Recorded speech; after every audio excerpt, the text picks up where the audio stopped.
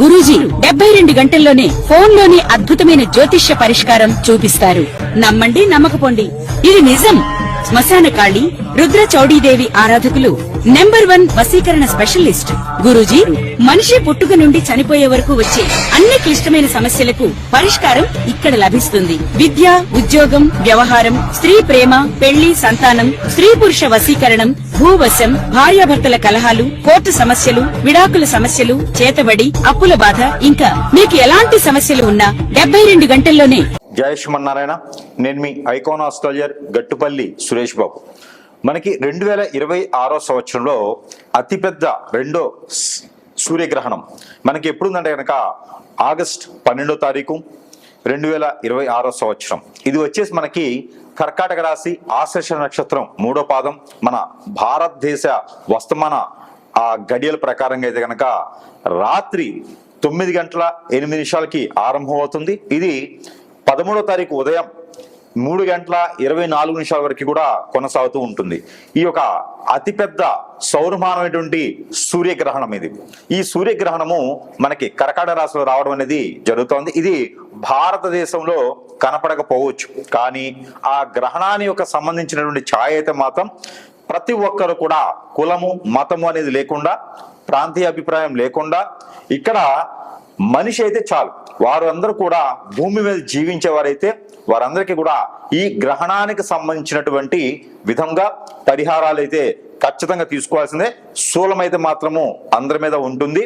దాంట్లో ముఖ్యంగా ప్రెగ్నెన్సీగా ఉన్నటువంటి స్త్రీలు, గర్భం దాల్చినటువంటి స్త్రీలు ఎవరైనా ఉంటే కనుక వారు జాగ్రత్తగా ఉండాలి. ప్రికాషన్స్ అయితే మాత్రం ఖచ్చితంగా తీసుకోవాలి. దీనికి సంబంధించి సాయంత్రం సమయం 7:30 లోపు ఏదైనా భుజించేసి రాత్రి అంతా కూడా తినకపోవటం మంచిది. వాటర్ కానీ, కాఫీ కానీ, జ్యూసెస్ కానీ, ఫ్రూట్స్ కానీ, వెజిటబుల్స్ కానీ ఇవన్నీ కూడా మీరు తినొచ్చు. ఘన పదార్థం బంగాళదుంప కానీ, ఆలు కానీ, లేకపోతే కనుక కంద, చేమ ఇలాంటివి తినకపోవటం చాలా ఉత్తమం ప్రెగ్నెన్సీ స్త్రీలైతే. అలానే ఆరోగ్యం సహకరించినటువంటి వారు కూడా ఇలాంటి దుంపకు సంబంధించినటువంటి కూరలు తినకపోవడం అనేది చాలా మంచిది. అలానే ఈ 13వ తారీఖు అయితే కనుక ఉదయాన్నే లేవగానే మనం అందరం కూడా కాలగుచ్చాలు తెచ్చుకొని స్నానం చేసుకొని ఇంటిని శుద్ధి చేసుకొని దేవుడి మందిరం కూడా మొత్తం శుద్ధి చేసుకుని దీపారాయణ చేసేసి ఆ స్వామి వారికి ఇష్టమైనటువంటి నైవేద్యాన్ని సమర్పించుకుంటే గనక ఆ గ్రహణ శూలం అనేది అంతటితో వెళ్ళిపోతుంది. ఇంకా పిండి పదార్థాలు కానీ, వండినటువంటి వస్తువులు కానీ ఏమైనా ఉండే అంటే కనుక వాటర్లో అయినా సరే గరిక, మనకి దర్భ అని ఉంటుంది, అది తీసుకొచ్చుకొని 6 గంటల సమయంలోనే అది వేసేసుకోవాలి. ఎందుకంటే గర్భని 4:50, 5:20 కన్నా కూడా దానికి మించిన సమయంలో మనము గర్భని నేలలో నుంచి తీయకూడదు. కాబట్టి ముందుగానే తీసుకొని దాన్ని కడిగి శుద్ధం చేసుకొని ఇంట్లో ఉన్నటువంటి తినేటువంటి వస్తువులు అన్నింటిలో కూడా జాడి పచ్చళ్ళలో కానీ, ఫ్రిడ్జ్లో కానీ అన్నింటిలో కూడా ఒక్కొక్క 2 దర్భలు వేసుకుంటే చాలా మంచిది. ఇక 13వ తారీఖు వచ్చేసి అందరూ యథావిధిగా అయితే కనుక ఎక్కడైనా అవకాశం ఉంటే దేవుని దర్శనం చేసుకోండి. అవకాశం ఉంటే శివాలయంలో పంచామృత అభిషేకం చేయండి. ఎక్కడైనా మీకు ఇంటి పరిసర ప్రాంతాల్లో ఉన్నటువంటి ఆలయానికి సందర్శించేసి అక్కడ నారికేళం సమర్పించుకుంటే ఈ గ్రహణానికి సంబంధించినటువంటి విధి విధానాలు అన్ని కూడా సమపాలలో ఉంటాయి. ఇక ఈ ద్వాదశ రాశులు వారు ఎవరైతే ఉన్నారో నామ నక్షత్ర పరంగా, అలానే నక్షత్ర ప్రకారంగా ఎవరైతే ఉన్నారో వారందరికీ కూడా ఏ రాశి వారికి ఈ గ్రహణ శూలం ఎన్ని మాసాలు ఉంటుందంటే కనుక ఇది మనకి ఆగస్టు 12వ తారీఖు ఆరంభమవుతుంది. కాబట్టి ఇది ఆగస్టు 12 నుంచి డిసెంబర్ 11వ తారీఖు వరకు కూడా ఇది కొనసాగుతూ ఉంటుంది. ఎవరైనా సరే దీనికి సంబంధించినటువంటి దానాలు, ధర్మాలు, యజ్ఞాలు, యాగాలు, హోమాలు, దపాలు, జపాలు ఇంకా ఏమేమి ఉన్నాయో అవన్నీ కూడా తక్కువ ఖర్చుతో, అతి తక్కువ ఖర్చుతో మీరు ఈ గ్రహణానికి సంబంధించినటువంటి దానాలు చేయడం ద్వారా మీ మీద ఆ గ్రహణ శూలం పడకుండా ఉంటుంది. కాబట్టి ఇక మనం చూసుకున్నట్టయితే కనుక మొదటిగా రాశుల పరంగా తీసుకొని వారి ప్రకారం ఏమి ఇవ్వాలనేది ఒక్కసారి మనం పరిశీలన చేద్దాం. సింహరాశి వారికి ఆల్రెడీ శని భగవాన్ అశుభ దృష్టి ఉంది. కాబట్టి శని భగవాన్ వక్రంలోకి వస్తున్నా అంటే ఎక్కడేసం అక్కడే ఉంది, ఇక పనులేని ముందుకు వెళ్ళవు. కాబట్టి ఈ ఆగస్టు 12వ తారీఖు లోపున ఏదైనా కార్యక్రమాలు ఉన్నా, సో ఏదైనా మంచి పనికొచ్చే కార్యక్రమాలను కూడా అవన్నీ కూడా సమపాలలో చేసుకోండి. అలానే 12వ స్థానం ఎక్కడైతే కర్కాటక రాశి ఉందో, కర్కాటక రాశిలో గ్రహణం కూడా 12వ తారీఖు ఆగస్టులో ఏర్పడుతుంది. కాబట్టి ఈ 12వ స్థానం లాభస్థానం కాదు, మీకు నష్టస్థానం. కాబట్టి ఈ గ్రహణం అనేది మీకు చూడం కనబడతా ఉంది, కొంతమేర నష్టంగా కనబడతా ఉంది. ఎక్కడేసిన కొంక అక్కడే అనే విధంగా ఉంటుంది. జాబులో వెసులుబాటు లేకుండా ఉంచుతారా, దించుతారా, తీసేస్తారా అనేది కూడా సంబంధం లేకుండా జాబులో కొత్త జాబ్ రావాలంటే ప్రయత్న పూర్వకంగా రాదు. అన్ని రకాల ఇబ్బందులు కల్పిస్తుంది. కాబట్టి ఒక్క మాసం మారితే మాత్రం ఖచ్చితంగా మీరు ఇబ్బంది పడక ఉండవలసిందే. ఇక ఆగస్టు మాసంలో అయితే కనుక దక్షిణామూర్తికి కానీ లేదా మీకు దత్తాత్రేయ స్వామి గారిని గోధుమ రొట్టెలు నైవేద్యం పెట్టండి. ఇక సెప్టెంబర్ మాసంకి వచ్చేటప్పటికైతే కనుక జాబులో కొంత వెసులుబాటు రావడం, జాబులో ప్రమోషన్స్ రావడం, ఇంక్రిమెంట్స్ రావడం, జాబులో వాళ్ళందరూ కూడా మిమ్మల్ని సన్మానం చేయాలనుకోవడం, జాబు కొత్త రకమైన జాబు రావడం, మీకు అన్ని రకాల వనరులు రావడం, ఇలాంటి జాబ్ ప్రకారం బాగుంటుంది. నిరుద్యోగుడు ఉద్యోగం వచ్చే అవకాశాలు ఉన్నాయి. కాబట్టి ఇంకా మీకు బాగుండాలి అనుకుంటే కనుక ఎక్కడైనా వినాయక స్వామి వారి గలికా బెల్లం పెట్టేసి నమస్కారం చేసుకోండి. ఇక మీకు అక్టోబర్ మాసంలో ఇది కనుక అక్టోబర్ మాసంలో మీరు ఏం చేయాలంటే కనుక విదేశీ ప్రయత్నం చేసేవారు కానీ, కొత్తగా పెళ్లి కావాలనుకునేవారు కానీ, అలానే వాహనము, అలానే గృహము కొనుగోలు చేసుకోవాలనుకున్నారు, పంట భూములు తీసుకోవాలనుకున్నారు, పంటలు పండించుకోవాలనుకున్నారు, మీరందరూ కూడా ఇంట్లోనే గుగ్గిలము, సాంబ్రాణి, కుంకుమ పువ్వు, అలానే ఇంగువ ఇవన్నీ కూడా కలగలిపి లవంగాల పొడి, చెక్క పొడి, లవంగాల చప్పటి, దాల్చిన పొడి ఇవన్నీ కూడా చిన్న ఇక ఇంగ్రీడియంట్లు కలుపుకొని ఇంట్లో ధూపం వేసుకుంటే కనుక వాస్తు ప్రకారం కానీ ఇంట్లో నెగిటివిటీ ఉన్నా కూడా ఎన్ని తరిపోయి పోతూ ఉంటాయి. అలానే ఆరోగ్యం కూడా క్షీణించకుండా మీకు ఉండేందుకు ఎక్కువగా ఆస్కారం ఉంటుంది. కాబట్టి మీరు స్నానం చేసే నీటిలో మనం చివరిలో చెప్పినట్టు అన్ని కూడా మీరు వాడినట్టయితే కనుక నరదిష్టి, నరకోశ, శత్రుపేట అన్ని కూడా కొంచెం తగ్గేలా కనిపిస్తున్నాయి. ఇక మీకు ఆ నవంబర్ డిసెంబర్ మాసాలు అయితే కనుక మీరు అనుకున్న పని ముందుకెళ్ళడానికి, ఇచ్చిన డబ్బులు రావడానికి, లోన్ ప్రకారంగా రావడానికి అన్ని రకాల బాగుండేందుకు కొంచెం ఆస్కారం ఉంటుంది. కాబట్టి ఆ మేర ప్రయత్నం చేయండి.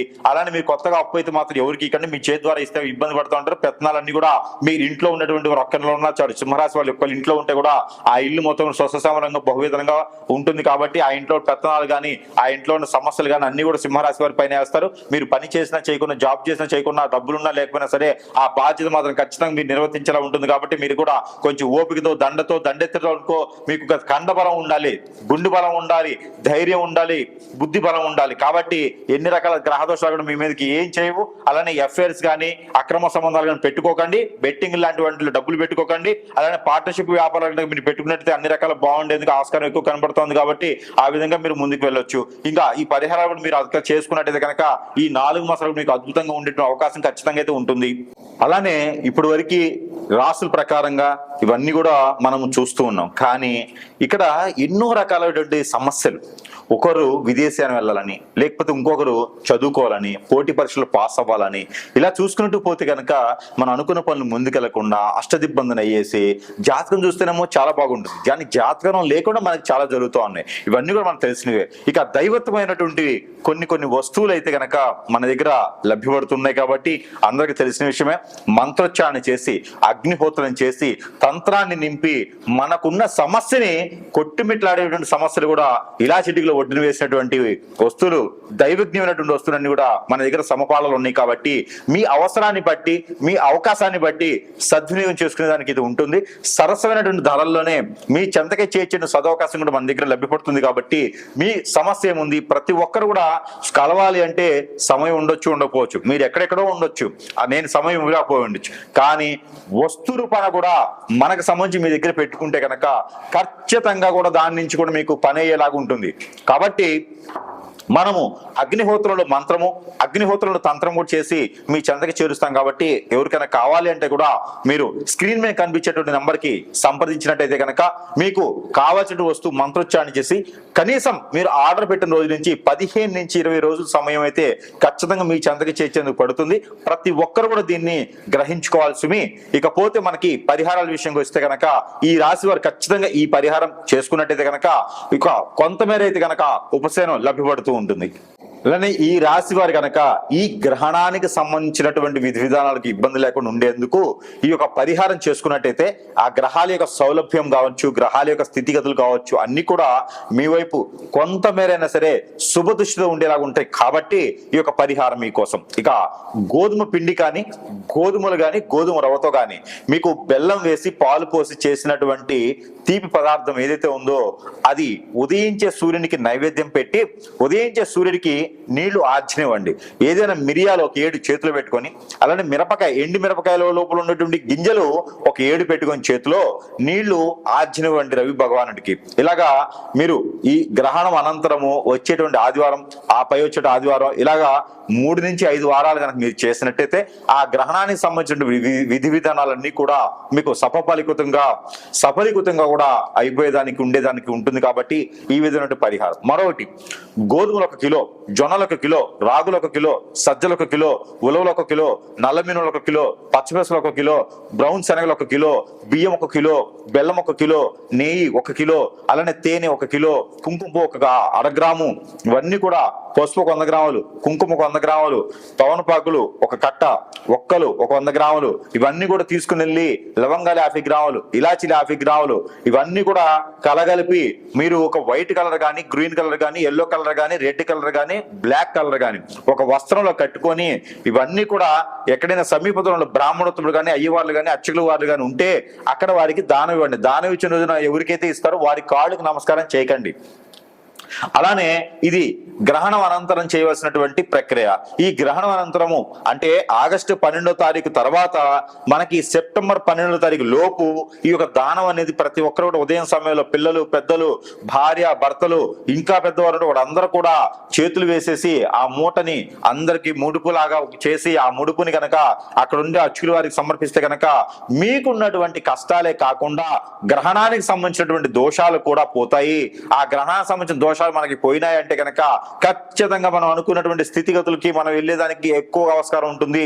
ఎవరైనా సరే గవర్నమెంట్ జాబ్ కానీ, సెంట్రల్ గవర్నమెంట్ కానీ, ఏదైనా సరే వైట్ కాలర్ జాబ్ చేయాలని కానీ, నిరుద్యోగులు జాబ్ కోసం ఎదురు చూసేవారు కానీ మీరందరూ కూడా ఏం చేయాలంటే కనుక ఆవు పాలు, ఆవు నెయ్యి, ఆవు పెరుగు, ఆవు పాలు, అలానే మీకు ఇంకా సంబంధించినటువంటి కనుక ఆవు పిడకలు, ఇవన్నీ కూడా ఆవు సాంబ్రాన్ గడ్డీలు, ఇవన్నీ కూడా తీసుకెళ్లి పన్నీరు, ఇవన్నీ కూడా తీసుకుని వెళ్ళి తల చుట్టూతా దిష్టి తీసేసి ఆ మిశ్రమాన్ని ఎక్కడైనా పాడి నీటిలో కానీ, పొదలగాని చెట్లలో కానీ వేసివేయాలి. ఇలాగ మీరు చేసినట్టయితే కనుక ఎన్నో రకాలటువంటి దోషాలు పరిహారం అవుతాయి. మీకు నవగ్రహ దోషాలు కూడా అధిగమించేసి మీకు శని వక్రంలో ఉన్నాడు, ఈ శని వక్ర దోషం కూడా మీకు తొలగిపోతోంది. ఈ శని వక్రంలో జూలై 27వ తారీఖు నుంచి వక్ర దృష్టితో ఉండేసి డిసెంబర్ 11వ తారీఖు వరకు కూడా వక్ర దృష్టిలో ఉంటున్నాడు. కాబట్టి ఈ శని భగవాన్ అశుభ దృష్టి కూడా తొలగేందుకు నల్ల మినువులు, నల్ల నువ్వులు ఇవన్నీ కూడా మీరు కలగలుపుకొని దిష్టి తీసుకొని ఎక్కడైనా పడివేసినట్టయితే కనుక మీకు ఉన్నటువంటి గ్రహరీత్యా దోషాలన్నీ కూడా ఇలా చిటికలో పటాపంచలేదానికి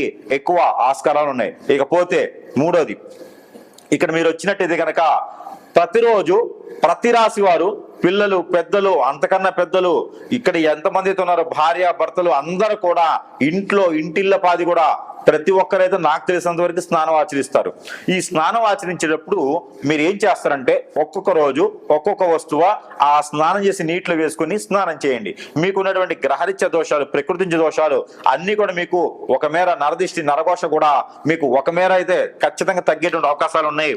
మీరు ఏ పని కోసం ముందుకు వెళ్తున్నారో ఆ పనులన్నీ కూడా సకాలంగా పూర్తయ్యేలా కనపడుతున్నాయి. కాబట్టి మీరు ప్రతినిత్యము కూడా సోమవారం రోజున కర్పూరము, మంగళవారం రోజున మనకి ఇలాచీలు, బుధవారం రోజున ఉప్పు, అలానే గురువారం రోజున పసుపు, శుక్రవారం రోజున లవంగాలు, శనివారం రోజున మెంతులు స్నానం చేసే వాటర్లో వేసుకొని స్నానం ఆచరించండి. ఎన్ని వేయాలి? ఒక చిటికెడు.